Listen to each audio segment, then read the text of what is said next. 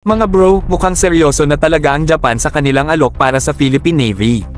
Dalawang barko ng Japan Maritime Self-Defense Force (JMSDF), ang Marisama-class destroyer JS Ari-8, DD-109, at ang Asagiri-class destroyer JS Hamagiri, DD-155, ang dumadaong ngayon sa Pilipinas bilang bahagi ng kanilang scheduled port visit.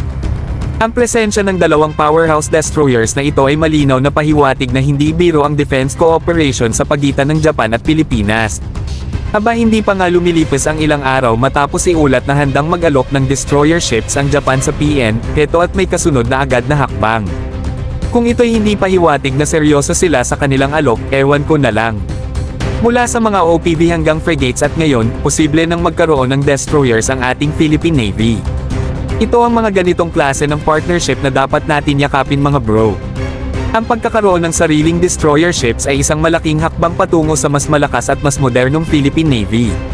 Hindi lang ito tungkol sa pagpapakita ng lakas, kundi sa pagtiyak na kayang protektahan ng ating hukbong dagat ang ating teritoryo.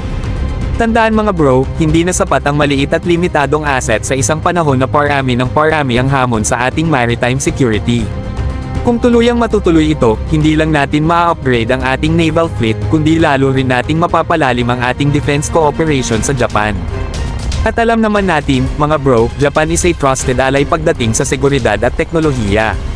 Maliban sa mga advanced radar, missile systems, at surveillance equipment na pwedeng makuha mula sa kanila, siguradong malaki rin ang magiging papel nila sa training at capacity building ng ating mga tropa.